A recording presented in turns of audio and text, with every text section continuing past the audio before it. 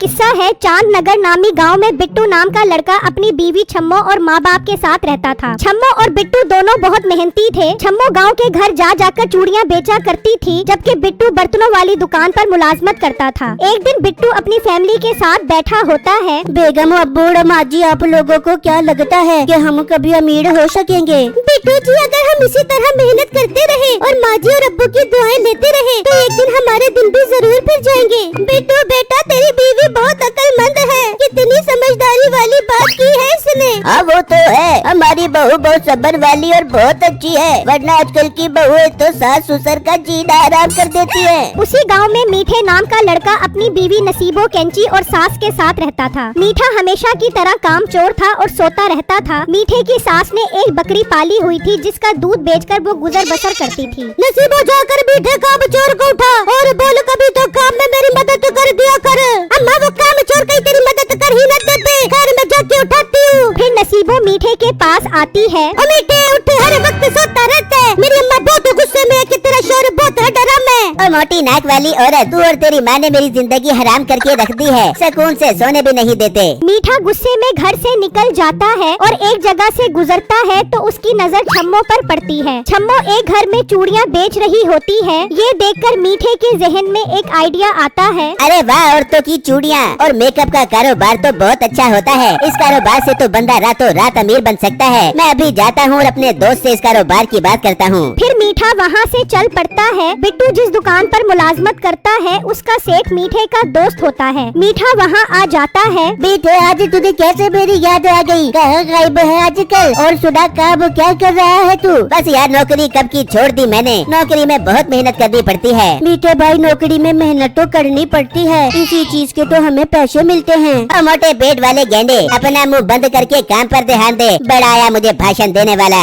मीठे, दफा कर। और बिट्टू, तू जा और साथ वाले होटल से 2 कप दूध पत्ती लेकर आ। आज हम दोनों यार चाय पीते हुए गपशप करेंगे। अच्छा सेठ साहब, अभी लेकर आता हूँ गरम गरम चाय। फिर बिट्टू वहाँ से निकलता है और चाय वाले के पास आ जाता है। भाई, 2 कप दूध पत्ती दे दो, वो भी गजायत से भरपूर। अच्छा भाई, अब देता हो दूध पत्ते वाली चाय, वो भी गरम गरम डाल कर। फिर दुकानदार चाय देता है और बिट्टू चाय लेकर आ जाता है और मीठे और सेठ को चाय देकर अपनी जगह पर बैठकर ग्राहक संभालने लग जाता है। सुना यार, तेरे बर्तनों वाली दुकान कैसी चल रही है? बस मीठे, क्या बताओ, दुकान भला कैसी चल सकती है? मुश्किल से गुजारा होता है। वैसे तू ये सब क्यों पूछ रहा है? यार, मेरे जहन में कमाल का कारोबार आया है, जिसे शुरू करके हम रातों रात अमीर बन सकते हैं। मीठे, ऐसा कौन सा कारोबार है, मुझे भी बता। दोनों भाई मिलकर शुरू करते हैं। दोस्त, कारोबार ये है कि हम शहर से औरतों के मेकअप और रंग गोरा करने वाली करीमें लेकर आएंगे और दुकान पर रखकर बेचेंगे। देखिए कैसे सारे गांव की औरतें हमारे पास मेकअप और करीमें लेने आएंगी और यूं हम खूब पैसा कमाएंगे। वाह मीठे, कमाल का कारोबार बताया है। हम कल ही ये कारोबार शुरू करेंगे। फिर अगला दिन होता है। वो शहर से मेकअप वगैरह लाकर दुकान पर रख देते हैं और एक औरत भी मेकअप खरीद कर ले जाती है और गांव की बाकी औरतों को भी इस बारे में बता देती है। इस तरह उनकी दुकान पर औरतों का रश लग जाता है। फिर शाम होती है और बिट्टू थका हारा घर आता है। बिट्टू बेटा, तूने घर आने में इतनी देर क्यों लगा दी? सब खैर तो थी? माँ जी, सेठ साहब ने नया कारोबार शुरू किया है, जिसकी वजह से दुकान पर बहुत रश होता है। बेटा, ऐसा क्या बेचना शुरू कर दिया है जो रश लगा होता है? दोपहर में जब मैं घर आ रहा था तो वाकई तुम्हारी दुकान पर बहुत औरतें जमा थी। अबू सेठ साहब ने शहर से ऑटो के मेकअप का सामान मंगवाया है, जो ऑटो को काफी पसंद आ रहा है। औरतों के पास इतने पैसे कहाँ से आते हैं? यकीनन अपने शोहरों की जेबें खाली करवाती होंगी। छम्मो की इस बात पर सब हंसने लग जाते हैं। फिर अगला दिन होता है। बिट्टू काम पर आता है। मीठा और सेठ पहले से मौजूद होते हैं। ओ मोटे, आज तूने आने में इतनी देर क्यों लगा दी? तुझे तो काम पर मालिक के आने से पहले पहुंचना चाहिए। वो सेठ साहब, आइंदा मैं वक्त की पाबंदी करूँगा और आपको आइंदा शिकायत का मौका नहीं दूंगा। फिर बिट्टू ग्राहकों को संभालने लग जाता है, जबकि सेठ और मीठा कारोबार बढ़ाने का प्लान बना रहे होते हैं। यार तू फिक्र मत कर, मैं और भी पैसे कारोबार के लिए लेकर आता हूँ, पर इस बात का ध्यान रखिए, इस कारोबार में हम दोनों की बराबर पार्टनरशिप है। मीठे, तू बेफिक्र रह, बस जाकर पैसे लेकर आ, ताकि हम शहर जाकर और सामान खरीद कर आए। फिर मीठा वहाँ से निकलता है और घर आकर अपनी सास और बीवी को इस कारोबार का बताता है। वाह बेटे, तूने तो बहुत कमाल का कारोबार शुरू किया है। नसीबो, मेरा दामाद तो सच में बहुत अच्छा और मेहनती है। पर मीठे, तू शहर से सामान खरीदने के लिए पैसे कहाँ से लेके आएगा? बेगम क्यों ना हम सासू माँ की बकरी बेचकर ये पैसा कारोबार में लगा दें, और जब इस कारोबार से हजारों गुना प्रॉफिट हो तो उन पैसों से हम सासू माँ को एक दूध देने वाली गाय खरीद कर दें। मीठा उन्हें इतने सब्ज बाग दिखाता है कि सास मान जाती है। फिर मीठा और सेठ दोनों माल खरीदने के लिए शहर रवाना हो जाते हैं। तो उनका गुजर एक जंगल से होता है। वहाँ कुछ जंगली उन्हें रोक लेते हैं। ओए तुम लोगों की इतनी हिम्मत, तुम हमारे जंगल में आते हो, चलो शाबाश, जो पैसे वगैरह है सब निकाल कर हमें दे दो,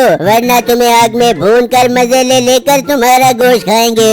ये सुनकर मीठा और सेठ डर जाते हैं और सारे पैसे दे देते हैं। वो शिकारी पैसे लेकर वहाँ से चले जाते हैं, जबकि मीठा और सेठ देखकर बहुत परेशान हो जाते हैं और नाकाम ही वापस गांव की तरफ लौट जाते हैं और दुकान पर आ जाते हैं। मीठे अब हम क्या करेंगे? जो भी सामान खरीदने के पैसे थे वो तो डाकू हमसे लूट कर ले गए। मैं तो ये सोचकर परेशान हो रहा हूँ, अब मैं अपनी बीवी और सास को क्या जवाब दूंगा? वो तो मुझे मार मार कर बंदर बना देंगी। वो बातें कर रहे होते हैं। बिट्टू वहाँ आता है और सारे दिन की कमाई देता है, जिसे देखकर मीठे को एक आइडिया आता है। दोस्त मैं क्या सोच रहा था, क्यों ना हम इन पैसों से और माल खरीद कर आएं। मगर मीठे ये तो बहुत कम है, हम तो सामान भी अच्छे वाला खरीदते हैं, जो इन पैसों में कहाँ से आएगा? यार तू फिक्र मत कर, हम 2 नंबर माल खरीद कर आते हैं, किसी को पता भी नहीं चलेगा कि हम 2 नंबर चीजें बेच रहे हैं। फिर भी मीठे मेरा दिल नहीं मान रहा, कहीं कोई गड़बड़ ही ना हो जाए। यार तू फिक्र मत कर, अच्छा सोचेगा तो सब अच्छा होगा और हमारे अमीर होने का ख्वाब भी जल्दी पूरा हो जाएगा। वो दोनों बातें कर रहे होते हैं। बिट्टू उनकी सारी बातें सुन रहा होता है और दिल में सोचने लगता है ये मीठे भाई और सेठ साहब ठीक नहीं कर रहे, पर मैं क्या ही कर सकता हूँ। सेठ को कुछ बोला तो वो मुझे काम से निकाल देगा। फिर अगला दिन होता है। सेठ और मीठा शहर से सस्ता और गैर म्यारी सामान ले आते हैं, जबकि उसी गांव में चौधरी अपनी बीवी और बेटी के साथ रहता था। एक दिन चौधरी की बीवी और बेटी बाजार आते हैं तो उनकी नजर मेकअप की दुकान पर पड़ती है। मामा जी क्यों ना हम इस मेकअप वाली दुकान से रंग गोरा करने वाली क्रीम ले। हाँ बेटा लेते हैं, वैसे भी मेरा रंग काला हो रहा है। फिर वो दुकान पर आती हैं। लड़के ये बताओ तुम्हारे पास रंग गोरा करने वाली क्रीम कितने की है? मैडम एक क्रीम की कीमत 500 रुपए है। मैंने सुना है गांव की सारी औरतें ये क्रीम लेकर जाती हैं। क्या वाकई ये कमाल की क्रीम है? मैडम मुझे क्रीम के बारे में इतना खास तो नहीं पता, मेरा सेठ शहर से लेकर आता है, मैं तो बस एक मुलाजिम हूँ दुकान पर। अच्छा चलो 2 डब्बियाँ दे दो, एक मेरे लिए और एक मेरी बेटी के लिए। सामान अच्छा हुआ तो हम दोबारा खरीदने आएंगे। फिर वो क्रीम लेकर वहाँ से चली जाती हैं और घर आ जाती हैं। फिर रात होती है और चौधराइन चेहरे पर क्रीम लगाती है और खुशी खुशी सो जाती है कि सुबह उसका रंग गोरा हो जाएगा। फिर सुबह होती है और वो देखती है तो उसके होश उड़ जाते हैं। उसका चेहरा जला हुआ होता है। वो भागी भागी ठाकुर साहब के पास आती है। ठाकुर भी ये देखकर हैरान परेशान हो जाता है। बेगम ये क्या हो गया चेहरे को? रात तक तो तू बिल्कुल ठीक थी, अब ये कैसे जल गया? फिर चौधराइन चौधरी को सारी बात बताती है, जिसे सुनकर चौधरी को बहुत गुस्सा आता है। मियाँ जी आप कुछ करें, जाकर उस दुकान वाले की खबर लेके वो कैसी 2 नंबर चीजें दुकान पर बेच रहा है। ठीक है बेगम, तुम डॉक्टर के पास जाओ, मैं जाकर अभी उन दुकान वाले की खबर लेता हूँ। फिर चौधरी गुस्से में मुलाजिम के साथ घर से निकलता है और दुकान पर आ जाता है। अरे चौधरी साहब कैसे आना हुआ, मुझे बुला लिया होता।